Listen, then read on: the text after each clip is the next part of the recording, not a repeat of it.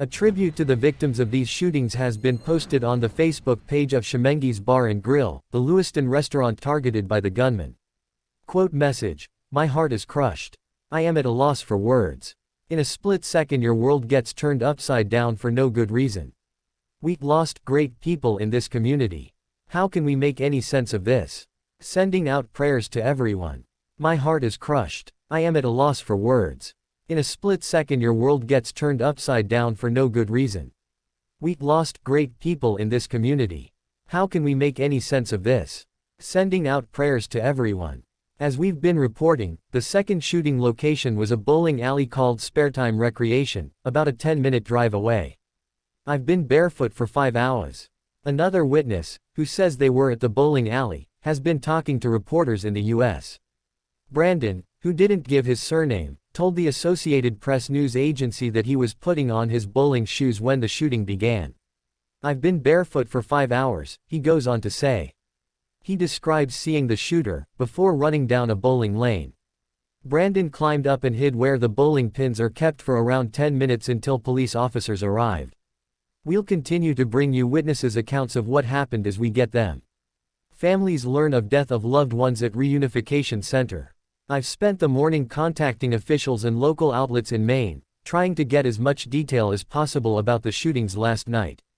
One of the people I've been speaking to is Susan Sharon, the deputy news director at Maine Public Radio, who tells me hospitals in the area have been filled with families showing up to await word on a loved one's condition. She also describes how helicopters have been flying to and from the hospital, presumably transporting victims. When we talk, Sharon tells me she has just returned to Auburn, next to Lewiston, separated by the Androscoggin River, where a reunification center has been set up for witnesses to reconnect with family members. Auburn Mayor Jason Levesque told reporters, including Sharon, that some people had been informed at the center that their loved ones were some of those who had been killed. "We're gonna get through this," she says Levesque told them. In pictures, law enforcement officers gather amid manhunt. It's nearing 5 o'clock in Maine and we're beginning to see images of some of the armed officers tasked with finding the gunmen who committed these shootings in Lewiston. They're seen gathering in the Lisbon High School gymnasium. Lisbon is about 15 minutes from Lewiston, and getting their gear on. Officials say hundreds of other officers are already out on the streets. A statement from the Department of Homeland Security (DHS), which we reported earlier, said the manhunt would involve officers from federal agencies, as well as state and local partners. Lewiston mayor says he is heartbroken. We're now hearing from Carl L. Schelline, the mayor of Lewiston, who says the city will need strength and grit to recover from the mass shooting. In a statement emailed to the BBC, he says, quote message: "We will continue to monitor this situation and state police will provide updates. We will continue to monitor this situation and state police will provide updates."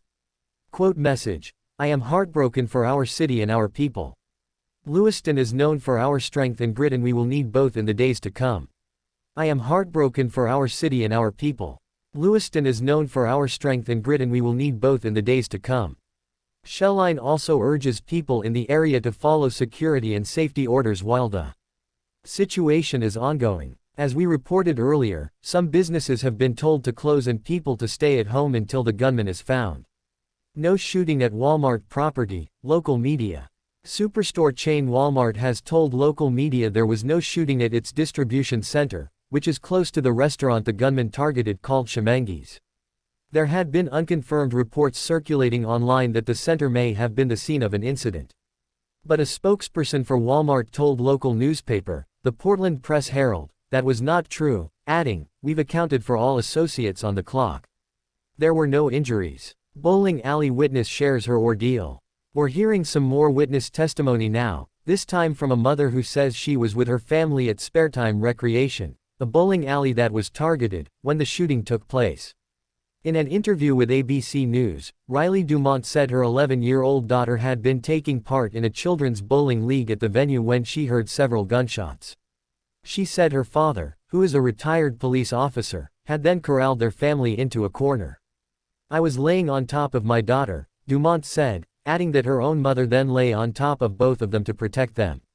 Dumont said she went on to see 3 or 4 apparent victims there. Maine police to hold press conference later today. Maine State Police will hold a press conference at 10:30 a.m. local time, 15:30 British Summer Time, at Lewiston City Hall. Police told the BBC that they are not confirming casualties at this point. "This is my hometown," says Maine Congressman.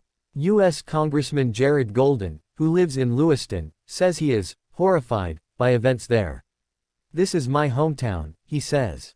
In a statement on social media, Golden says he was looking to local law enforcement as they gain control of the situation and gather information. U.S. President Joe Biden also spoke to Golden about the federal response. "Our hearts break for those who are affected," he adds. "I urge all to follow local enforcement directions." Maine Governor. "I urge all people in the Lewiston area to follow the direction of state and local enforcement," Governor Janet Mills said in reaction to the mass shooting in Lewiston. She explained that she will continue to monitor the situation and remain in close contact with public safety officials. As we reported earlier, U.S. President Joe Biden said he had spoken Mills, as well as Senators Angus King and Susan Collins, and Congressman Jared Golden about the situation in Lewiston. The president offered full federal support in the wake of the attack. Auburn resident was in Lewiston during shooting. A resident from the nearby city of Auburn told local media she was picking up a prescription at a supermarket in Lewiston when a speaker in the store warned of the active shooter.